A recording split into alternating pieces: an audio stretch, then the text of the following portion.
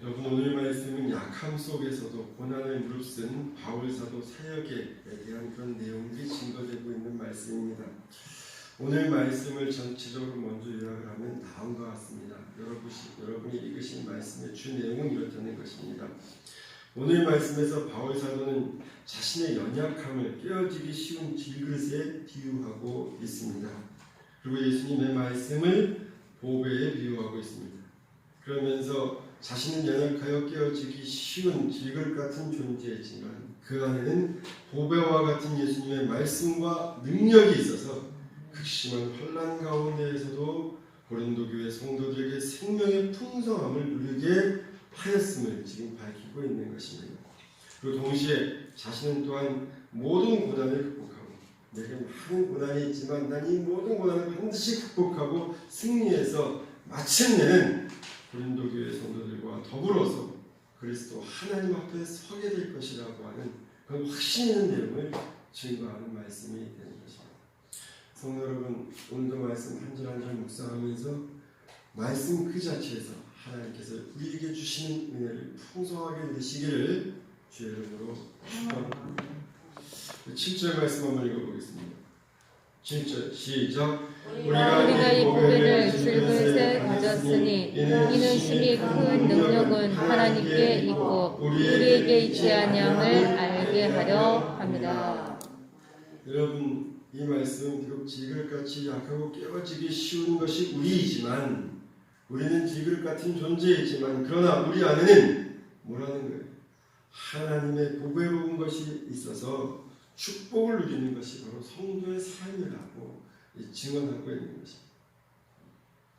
여러분, 지금까지 바울 사도는 사도직의 영광을 강조해 왔습니다. 그러나 이제는 자신의 자신의 연약한 인간상을 그대로 고백하고 있는, 난 참으로 연약한 존재이다. 바울 사도가 지금 말하는 질그릇이라는 것은 나약한 인간의 육체나 전 인격을 가리키는 그런 비유적인 표현이 되는 것입니다. 여러분, 질그릇은 모양도 없죠. 볼품도 없습니다. 또한 쓰이지도 않는 가치 없는 물건입니다. 아마 바울 사도는 자신의 연약함을 생각하면서 자신도 인간적으로는 이와 같은 존재임을 장담했던 것 같아요. 인간적으로 볼 때. 그러나 바울 사도는 자신이 이런 인간적인 존재일지 몰라도 7절 말씀이 뭐라는 겁니까? 우리가 이 보배를 질그릇에 가졌으니, 즉 자신은 비록 이런 질그릇 같은 존재일지라도 그 안에 보배가 담겨져 있다고 강조하면서 말하고 있는 것입니다. 그럼 바울 사도가 갖고 있다고 하는, 자신 안에 담겨 있다고 하는 보배는 무엇일까? 물론 전체적으로는 그리스도 예수 하나님 그 자체이실 것입니다. 그러나 고린도후서 전체적인 맥락을 좀 더 구체적으로 생각해 보면 첫째, 바울 사도는 하나님으로부터 받은 이 사도직이라고 생각합니다. 자신이 귀한 보배, 자신에게 담겨져 있는 귀한 보배, 물론 하나님 그 자체이겠지만 구체적으로는 자신이 하나님께로부터 받은 그 사도직을 가리키는 것이라고 저는 생각이 됩니다. 왜냐하면 고린도후서 3장 8절에 이런 말이 나와요. 하물며 영의 직분이 더 영광이 있지 않느냐. 영의 직분이 더 영광이 있지 않느냐. 바울 사도는 하나님의 말씀을 증거하고 가르치는 자신의 사도 직분을 대단히 참 영광스럽게 또 귀하게 생각했던 것 같아요. 한때 교회를 핍박했던 바울 사도 입장에서는 아마 이 사도 직분이라는 것이 자신에게 너무나도 과분했던 것, 그렇게 여겨졌을 것 같아요. 즉 자신이 어떤 존재였습니까? 그런 존재였음에도 불구하고 하나님으로부터 이 받은 은혜만 해도 감사한데, 아멘. 그 하나님 은혜 받으려고 내가 뭔가 100만 분의 1이라도 뭔가를 좀 해봐야 되겠는데, 그런 은혜 갚는 도구로서 정말 이 사도 직분을 나에게 주신 것은 너무 가뿐한 거 아닌가. 그래서 바울 사도에게 있어서는 정말 참으로 이 귀한 보배로 여겨졌을 것입니다. 성도 여러분, 오늘 우리도 오늘 말씀의 바울 사도처럼 하나님께서 내게 주신 직분을 정말 귀하고 보배로운 것으로 여기시기 바랍니다. 우리가 집사로, 장로로, 권사로 선택될 때는 물론 사람이 뽑았습니다. 사람이 세웠죠. 그러나 성경 분명히 말합니다. 그 사람들을 통해서 누가? 하나님께서 세우셨다. 그럼 결국 우리가 받은 이 직분은 누가 주신 것이냐? 하나님께서 주신 것이라는 걸 꼭 기억하시고, 정말 나는 비록 보잘것없고 지글 같은 존재일지 몰라도 내 안에 담긴 이 직분, 하나님이 주신 이 직분을 정말 기억할 수 있는 저와 여러분 되시기 바랍니다. 왜냐하면 바로 이 직분이 나로 하여금 하나님께 상급을 받게 하는 것이고, 또 이것으로 사람들을 구원으로 인도하는 정말 가치로운 것이기 때문에 그렇습니다.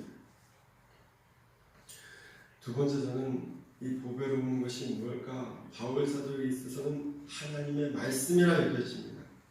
성도 여러분, 하나님의 말씀은 인생으로 하여금 영혼을 구원하게 하는, 구원을 얻게 하는 하나님의 구원수단입니다. 그러므로 이것을 알게 하시고 전하게 하시니 참으로 보배로운 것이 될 수밖에 없는 것이죠. 성도 여러분, 사실 생각해보면 우리는 지글같이 아주 연약하고 깨지기 쉬운 존재들입니다. 그러나 우리에게는 세상 사람들이 갖지 못하고 있는 것, 아주 귀한 보배가 있습니다. 천지를 지으신 하나님께서 맡기신 직분이 내게 있고, 또 그 직분을 주신 그분의 말씀, 하나님의 말씀이 내 안에 있다고 하는 것입니다.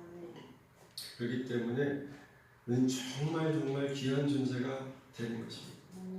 근데 우리 자체가 귀해서가 아니라 우리가 가진 것으로, 우리가 가진 것이 참으로 귀해서 우리는 귀한 존재가 되는 것입니다. 상주평화교회 성도 여러분, 우리 모두 안에는 참 매우 귀한 것이 담겨져 있으니까 여러분 정말 귀한 인생을 사시기 바랍니다. 정말 귀한 인생을 사시기 바랍니다. 정말 하나님의 은혜 가운데 나 자신에게 맡겨진 생애 사명을 다하면서 자신을 매우 귀하고 가치롭게, 나를 정말 귀하고 가치롭게 여기며 사는 성도들 되시기를 주님의 이름으로 축원합니다. 아멘. 8절 말씀을 드리겠습니다. 8절 시작. 우리가 사방으로 우겨쌈을 당하여도 쌓이지 아니하며 답답한 일을 당하여도 낙심하지 아니하며 박해를 받아도 버림받지 아니하며 거꾸로 뜨림을 당하여도 망하지 아니하고. 여기 보니까 우리가 사방으로 우겨쌈을 당하여도 쌓이지 아니하며 라고 했어요. 여러분, 여기서 우겨쌈을 당한다라고 하는 말 원문의 의미로 찾아보면 이렇습니다. 여러분, 즙을 짜기 위해서 포도를 짓누르는 거 아시죠? 즙을 짜기 위해서 포도를 짓누르는 것 같은 그러한 것들을 우겨쌈이라고 하는 것입니다. 즉 환난과 고통이 사방에서 성도를 압박하는 상태가 우겨쌈을 당하는 상태다라는 것입니다.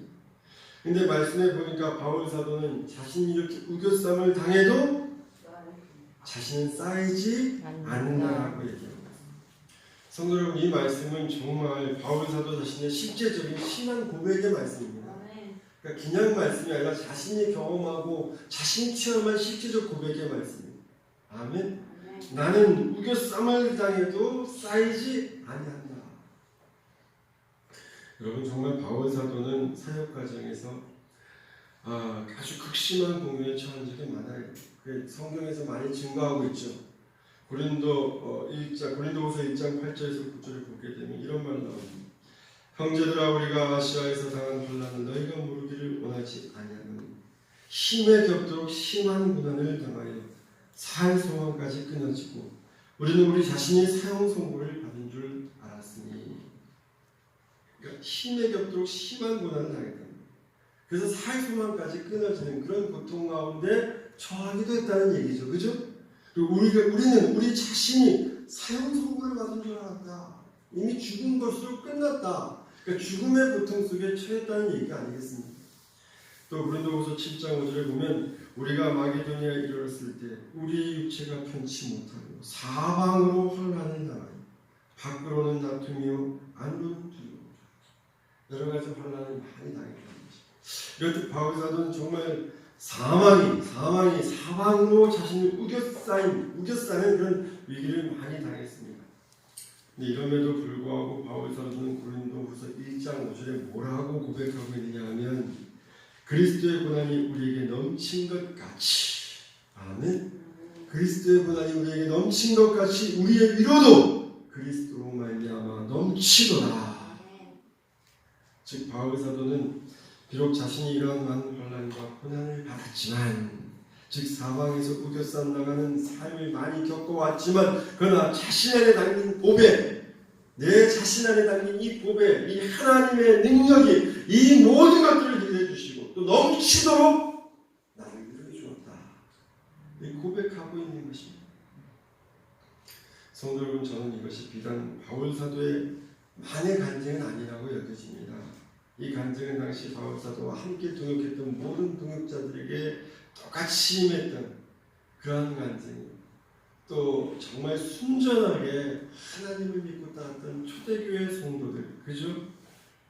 하나님 앞에 받았던 그 은혜의 100만 분의 1이라도 갚고자, 그렇게 진 빚 갚고자 사명을 감당하면서 다 하며 감당하면서 살아왔던 모든 성도들에게 고백되는 그런 동일하게 고백되는 간증이라고 저는 믿습니다.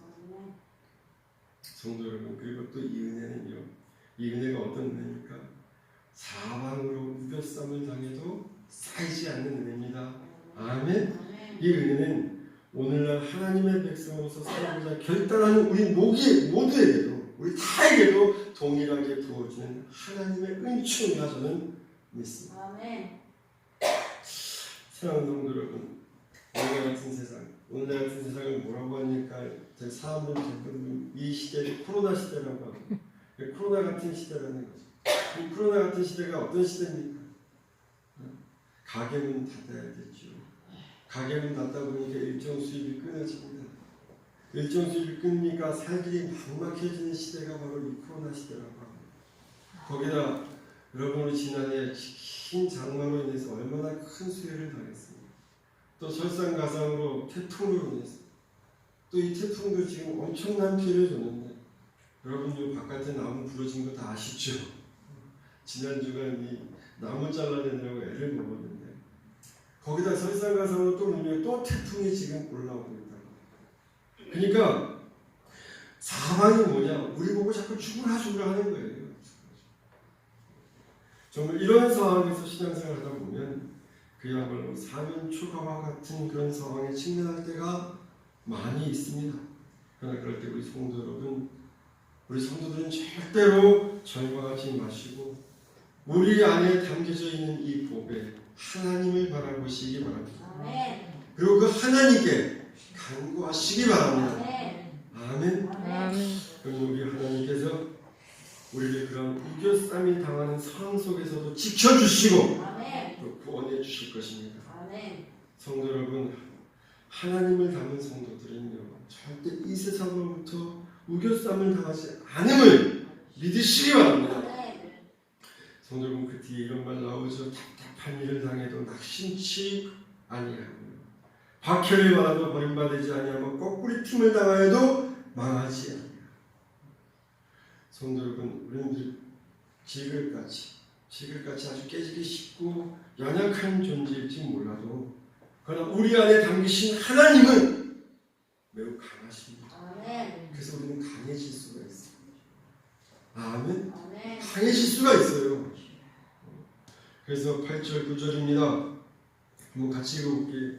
우리가 사방으로 우겨쌈을 당하여도 쌓이지 아니하며, 답답한 일을 당하여도 낙심치 아니하며, 박해를 받아도 버림받지 아니하며, 거꾸리 틈을 당하여도 망하지 아니하며, 망하지 않는 사람들이 우리는 될 수 있다라고 아멘.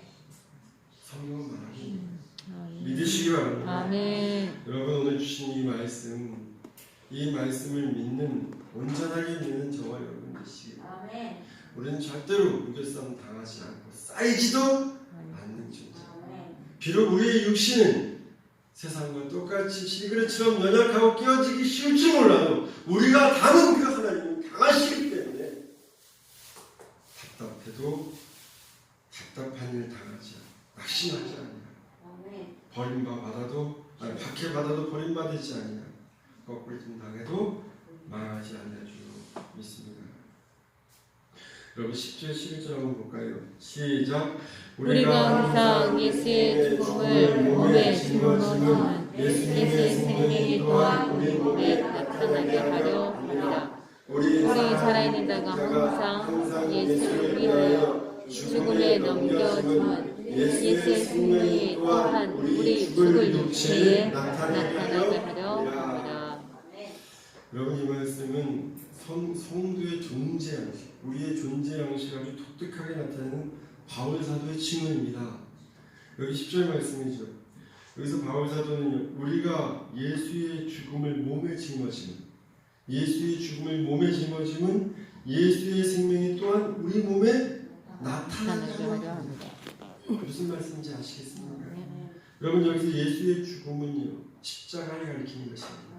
아멘. 십자가를 가리키고 그것을 몸에 짊어진다고 하는 건 뭡니까? 그것을 몸에 짊어진다. 예수의 죽음을 그 십자가인데 그것을 우리 몸에 짊어진다는 건 뭘 가리키는 것입니까? 그건 바로 우리가 예수 그리스도의 고난에 동참함을 말하는 것입니다. 아멘. 우리 몸에 짊어진다. 그 십자가를 우리 몸에 짊어진다고 하는 것은 바로 우리가 그리스도의 고난에 동참한다 이런 뜻이 된다는 거예요.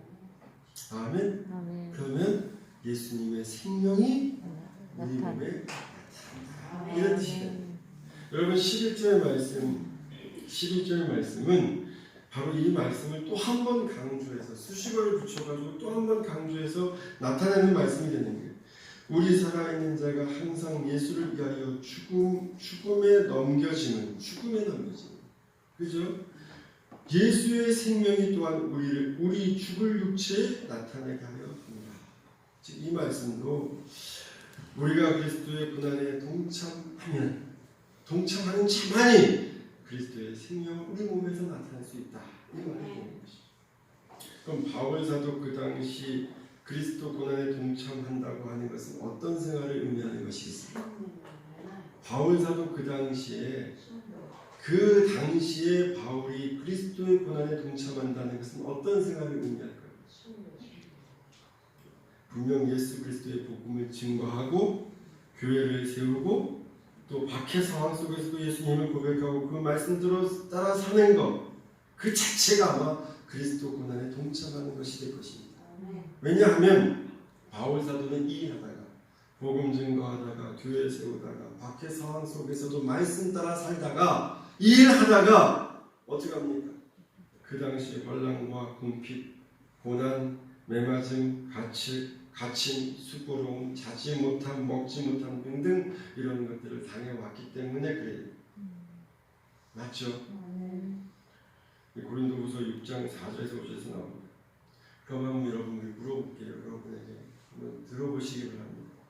성도 여러분, 오늘날 우리에게 있어서 오늘 이 코로나 시대에 우리에게 있어서 그리스도의 고난에 동참한다는 것은 무엇이겠습니까? 오늘날 우리가 그리스도의 고난에 동참한다는 것은 무엇이 되겠습니까? 바울 사도 당시에는 복음 증거하고 교회 세우고 박해 상황 속에서도 말씀을 따라 살아가는 것라고 했다고 하면 오늘 이 시대에 하나님의 백성들이 그리스도의 고난에 동참한다는 것은 어떤 생활을 의미하는 것입니까? 성도 여러분, 우리는 지금 코로나 시대에 살고 있습니다. 아멘. 세상의 빛과 소금이 되어야 하는 교회는 지금 세상으로부터 온통 비난의 대상이 되고 있습니다. 그 비난이 하도 심하다 보니까요, 이 교회 다니는 사람, 특히 청년들, 교회 다니는 것이 부끄럽다고, 교회 다니는 게 부끄럽답니다. 저에게 교회 다니는 게 부끄럽다고 이렇게 고백한지 이런 모습을 볼 때 참으로 청년들 그렇죠. 어른들도 교회 다니는 게 부끄럽다. 물론 세상 사람들도 코로나에 걸리면 정말 많은 부분에서 손해를 봅니다. 요즘 그렇죠, 그죠? 그런데 만약에 여기에 교회가 혹은 성도들이 코로나에 걸리게 되면 어떻습니까? 세상적으로 손해보는 건 물론이고요. 거기 플러스 알파 더해가지고 어떻습니까? 더 나아가서 제약이 온상으로 마치 코로나 병체의 근원주로 아주 치부당해서 완전히 인격이 매장당하는 그런 시대에 지금 우리가 신앙생활하고 있다는 거지. 그래서 전에 교회 다니는 것보다 지금 교회 다니는 것이 더 어렵고요. 특별히 안 믿는 친척, 친지, 이웃들의 반대가 당위성을 가지고 더 심한 시대에 지금 우리가 살아가고 있습니다. 아버지만 믿으면 되지. 아버지까지 해갖고 우리 가족 전체가 다 그냥 교회 가지 말라고 막 거기에 아버지가 뭐라고 할 말이 없다는 거예요. 이런 시대에 지금 우리가 살아가고 있어요. 아주 극심한 소외 현상이 일어나고 있죠. 형국이 일어나 보니까 우리 코로나 터지고 올해 들어서 정말 놀라운 일인데 전국의 교회가 단 하나의 교회도 개척이 되지 않다. 개척을 엄두할 수도 없겠죠. 개척이 되지 않는 것은 물론이고 이미 세워진 교회조차도 참으로 많이 아주 자연스럽게 사라져 가고 있다고 합니다. 지금도 사라져 가고 있고요. 요즘 정부는 교회에서 하나님께 예배드리는 그 예배 형태를 바꾸라고 행정명령을 내리고 있습니다. 물론 그 행정명령 내리는 것 근본 목적과 취지 충분히 동감하고 이해가 됩니다. 생명을 안전하게 생각하니까 얼마든지 동감하고 이해가 되는데 그러나 이 행정명령은 또 한편으로 생각해보면 우리 보고 우리 믿는 대상을 바꾸라고 하는 일과 같은 것입니다. 왜냐하면요, 물론 역사적으로 기독교는 여러 가지 환난과 핍박 속에서 그 예배 형태를 조금씩 바꿔왔습니다. 초대기부터 시작해서 지금까지 그 예배 형식은 나라마다 형편에 따라서 좀씩 다 다릅니다. 지금도 그래요. 바꿔왔습니다. 그러나 이는 기독교 자체가 우리 안에서 그러한 환경 속에서도 하나님의 신앙을 버리지 않고 지키기 위해서 그 스스로 변하여 온 것이지 결코 외적인 타에 의해서 강제적으로 변화되어 온 것은 아니기 때문에 그렇습니다. 만약에 지금도 우리가 이러한 환경 속에서 우리 스스로 하나님을 향해 더 나은 예배를 드리기 위해서 스스로 바뀌어간다고 하면 이건 예배의 갱신이 되고 변혁이 될 수가 있습니다. 그러나 지금처럼 외적인 강제수단에 의해 가지고 바뀐다고 하면 그래서 우리가 거기에 그냥 아무런 의미도 없이 그냥 무기력하게 순종한다고 하면 그건 우리의 편의에 따라서 우리의 믿음의 대상을 바꾸는 힘과도 같은 것이 될 수가 있다고 하는 것입니다. 여러분, 기독교는 예배 공동체입니다. 예배 공동체입니다. 이 예배 공동체는 박해 상황 속에서 성도가 사자굴에 집어 던져져서 그 사지가 찢기던 이 초대교회부터 시작해가지고 우리나라는 6.25 동란이든 전쟁 한복판 속에서도 지켜왔던 것이 예배 공동체요, 기독교 공동체였습니다.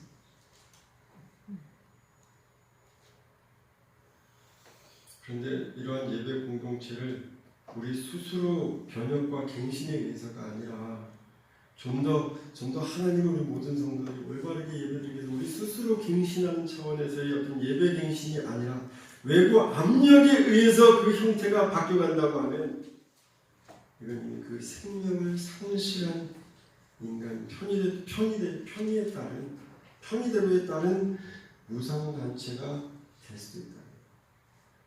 그래서 코로나 때문에 오히려 신앙을 잊어버린 사람들이 많다. 원래 신앙은 코로나 덕분에 더 성장하고 더 믿음이 굳건해져야 되는 거예요. 원래 성경대로 하면 우리가 하나님을 믿는다고 하면서 제대로 믿지 않아서 우리는 코로나 때문이라고 지금 얘기하지만 이 코로나 때문에 우리는 정말 가라지와 알곡이 갈리고 있는지도 모릅니다. 알곡은 코로나 덕분이라고 얘기해요. 가라지는 코로나 때문이라고 얘기해요. 그래서 저는 생각해봤어요. 그럼 이 시대에, 이 코로나 시대에 우리 그리스도인들이 주님의 고난에 동참하는 것은 과연 무엇인가? 한밤을 깊게 고민하면서 생각해봤습니다. 성경에 보면 하나님은 예배하는 자들을 찾으신다고 했어요. 당신 앞에 진정으로 예배하는 자들을 찾으신다고 했어요. 저는 청년부 헌신 예배가 예배자를 찾으시는 청년을 찾으시는 하나님 앞에 가장 기드리는 예배 중에 하나고요. 가장 귀한 봉사가 되는 것이죠. 어떻게 생각하면 저는 그렇다는 것입니다. 그래서 기도가 필요하고 준비가 필요하다는 것입니다. 동참하는 게 뭔가? 하나님께서 예배자를 찾으신다. 그러므로 우리는 이 시대에서 저는 하나님을 향해서 이 예배를 지켜내는 것이 그리스도 고난에 동참하는 것이라고 생각합니다. 예배를 지켜. 10명이든 2명이든 1명. 그래서 어떤 상황에 어느 자리에 있든 우리가 지금 예배드리고 있구나. 두 번째는요. 주님의 핏값으로 세워진 교회. 많은 사람들이 요즘 사람 모이고 돈 있으면 교회 되는 거 아니겠느냐. 근데 성경 분명히 교회는 주님의 핏값으로 세우셨다고 말씀하고 있습니다. 핏값이 있어야 교회가 세워진다는 얘기가 되는 것이죠.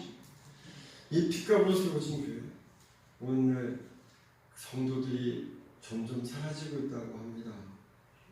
코로나 때문에.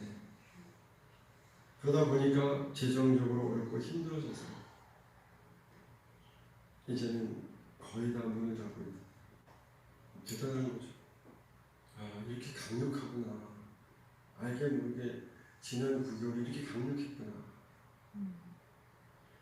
좀 그래서 이 코로나 시대에 이 공동체를 지켜내기 위해서 우리가 신앙인이라고 하는 좀 더 힘을 내서 십시일반 물줄을 헌신하고 또 지금 세상으로부터 온갖 비난을 다 받고 있지만 여러분 교회가 비난받은 건 지금 이 시대만이 아닙니다. 초대교회도요. 얼마나 교회가 세상으로부터 비난받았는지 몰라요. 초대교회가 받기 때문에 카타콤으로 무덤으로 그 장소를 피했습니다. 거기서 예배를 드리는 가운데 마지막 끝나는 평화의 키스라고 하는 문이 나옵니다. 성도들이 서로 헤어지면서 왜 다음에 또 만날지 안 만날지 모르니까 다음 주 이 예배 자리에 이 성도가 나올지 안 나올지 모르니까 이때 나올지 안 나올지 모른다는 건 뭐 게을러서 안 나오는 게 아니라 언제 끌려가서 그 자리에 찾는 그러니까 이 평화의 키스라고 하는 게 있단 말이에요. 근데 이게 외국 사람들한테 어떻게 알려지느냐면 기독교인들이 무덤에 모여가지고 남모르게 무덤에 모여가지고 서로 성교하고 뭐 이렇게 막 난잡한 그런 종교로 오해받은 적도 있습니다. 그래서 기독교인 하면 난잡한 종교라고 이렇게 세상 사람들은 오해한 적이 있을 겁니다. 근데 그럼에도 불구하고 초대교회는 그 비난, 그 오해를 다 감수하면서 갔습니다. 갔기 때문에 교회가 오늘날 존속하는 것이죠. 그렇죠? 지금도 여러분 많은 오해로 인해 가지고 한국 교회가 여러분 우리 한국 교회는 여러분도 아시다시피 일제부터 시작해서 얼마나 많은 부분 이 민족과 함께 왔습니까? 그러나 외부 또 지각이 온전치 못하는 그런 성도들도 있고 여러 사람들로 인해서 많은 부분들 오해받고 비난을 받고 있지만 그러나 우리는 이것마저 감수하면서 전 이게 고난에 동참하는 거라고 얘기해요. 이것마저 감수하면서 주일날 하나님 앞에 모여서 예배드리는 것에 더 힘쓰는 것이 바로 그리스도 고난에 동참하는 것이 아니겠는가. 왜냐하면 예배 공동체가 예배를 드리지 않고 하나님을 경외한다는 것은 있을 수가 없기 때문에 그렇습니다. 물론 우리 성도들은 코로나 방역과 개인 위생을 더 철저하게 지키면서 이 모든 걸 지켜나가야 됩니다. 왜? 이건 우리 자신보다 하나님의 영광을 위해서 더 그래야 하는 것입니다. 그리고 만약에 우리가 코로나에 걸릴 수 있잖아요. 걸려서 역학주사를 받게 된다고 하면 우리는 그 누구보다도 더 솔직하고 진실하게 임해야 되는 것입니다. 어떤 사심도 없이 진실하게 누굴 위해서? 다른 이들을 위해서. 하나님의 영광을 위해서. 근데 여러분 우리가 이렇게 하려면 진짜로 진실하고 당당하게 얘기하려면 우리의 삶이 이 코로나 시대에 우리의 삶이 더욱더 뭡니까? 떳떳해야 당당해야 될 줄로 믿습니다. 우리의 일상의 삶이 부끄러움이 없어요. 그래서 하나님께서는 우리 그리스도인들에게 일상의 삶이 부끄러움이 없게끔 훈련하기 위해서 코로나를 주신 게 아니라 우리는 덕분이라고 봐야 돼요. 덕분이라고 봐야 돼요. 때문이 아니라 우리는 덕분이라고 봐야 돼요. 성도 여러분, 사실 코로나에 걸리는 건 세상 사람들이 뭐라고 해도 뭘 어떻게 얘기해도 이거 전혀 부끄러운 것도 아니고 죄된 것도 아닙니다. 병에 걸리는 건 질병 그 자체인 거잖아요. 그죠? 이게 어찌 부끄러운 것이 되고 이거 어찌 숨길 만한 것이 되겠습니까? 문제는 그 병을 걸리고 나서 우리의 행동이 정말 하나님께 책임 있는 성도가 되느냐 아니면 정말 부끄러움이 되느냐 하는 거예요. 이걸 정말 구분 잘 하시기 바랍니다. 코로나 병에 걸릴까봐 그 자체의 병에 들릴까봐 막 해야 되는 것도 안 하는 그런 성도도 되지 마시고 내가 죽기 살기로 이걸 해야 된다고 하면 하나님 믿고 하고 혹 걸렸다고 하면 정말 당당하게 얘기하면서 모든 일이 피해주지 않을 수 있는 정면으로 나가는 그런 하나님의 백성들이 되시기 바랍니다. 뭐든지 취소하고 뭐든지 피하고 뭐든지 도망가는 그런 성도가 아니라 나는 물론 질그릇 같은 연약한 성도일지 몰라도 내 안에 남으신 하나님 강하시기 때문에 더욱더 떳떳하고 당당하고 부끄러움 없이 살면서 내게 주신 일을 다 감당해 갈 수 있는 그런 저와 여러분 되시기 바랍니다. 여러분 이 코로나 시대에 우리가 기피하거나 피하거나 외면하지 마시고 찾아야 될 부모가 있고 공경해야 될 어른이 계시고 추석 명절을 맞이해서 전부 다 코로나 때문에 이렇게 막 너무 안타까운 일들이 많이 벌어지고 있는 것 같아요. 우리는 그러지 말자는 거예요. 찾아뵈야 될 것 같으면 코로나 걸릴 것 같아서 못 가는 게 아니라 걸리려고 갈 것 같으면 그게 중요하다 그러면 그게 하나님의 사랑이고 하나님의 뜻이라고 여기면 코로나에 죽는 건 아니잖아요. 그죠? 피하지 않는 여러분 그래야 그렇게 우리가 신앙생활해야 오늘 바울 사도가 말하는 그리스도의 생명이 우리 몸에서 나타나는 것입니다. 아멘. 즉 예수님의 고난에 동참하는 성도는 그 몸에 예수님의 생명이 나타나가지고 바로 그가 세상을 구원하고 인도하는 그런 사람입니다. 그럼 그가 나중에 부활해서 하나님 앞에 쓴다라고 지금 성경은 얘기하고 있는 거예요. 제 얘기가 아니라 바울 사도가 친구가 아니라 하나님의 말씀입니다. 여러분 14절 한번 보세요. 주 예수를 살리신 이가 예수와 함께 우리도 다시 살리사 너희와 함께 그 앞에 서게 하실 줄 아노라. 무슨 말씀인지 이해가시죠? 여러분 마태복음 10장 38절에 보면 예수님께서 이런 말씀하셨어요. 또 자기 십자가 지고 나를 쫓지 않는 자는 내게 합당치 아니하노라. 무사한주의, 형식주의, 이기적인 신앙생활은 그 몸에 그리스도의 생명이 절대 나타나지 않습니다. 오직 그리스도의 고난에 동참하는 성도들만이 그리스도의 생명이 나타나고 오늘 바울 사도가 말하고 있는 그 생명력이 나타납니다. 성도 여러분, 이 코로나 시대에 이 코로나가 주는 핍박, 오해 같이 부끄러워하지 마시고 그건 감당해보는 감당해서 내 삶에 떳떳함으로 진실하고 당당함으로 오히려 내가 주님으로 인해서 이 고난을 받았다고 이 고난의 흔적을 내 몸에 새겨보는 저와 여러분 되시기 그러면 우리 몸에 우리 평화의 성도들 그리스도의 생명력이 나타났습니다. 이 코로나가 끝나고 정말 세상을 구원할 때 많은 영혼들을 구원하는 그러한 기회가 되기를 믿습니다. 여러분 12절 말씀은 이 말씀은 바울 사도 자신이 계속 고난당하고 고난 가운데 있지만 즉 죽음에 넘겨지는 자신의 이런 고통 속 근데 이걸 인내한 그것이 바로 헛되지 않아 너희를 풍성하게 했다. 고린도 교회가 세워졌다 이 얘기가 되는 것입니다. 13절부터 15절까지 말씀은 지금 바울 사도는 자신이 예수님 복음 증거로 인해서 끊임없이 고통을 당하게 됐지만 그러나 마침내 궁극적으로 승리해서 너희와 함께 하나님 앞에 설 것이다. 특별히 13절 말씀은요. 시편 16편, 116편 다윗의 시를 인용해가지고 자신도 지금은 다윗처럼 그와 같은 고통을 끊임없이 당할 것이지만 그러나 마침내 다윗처럼 하나님께서 그것을 이기게 하시고 궁극적으로 승리하게 하실 것이다.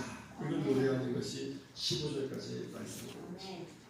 이 말씀이 오늘 저와 여러분 모두에게 은혜가 되시기를 주의 이름으로 축원합니다.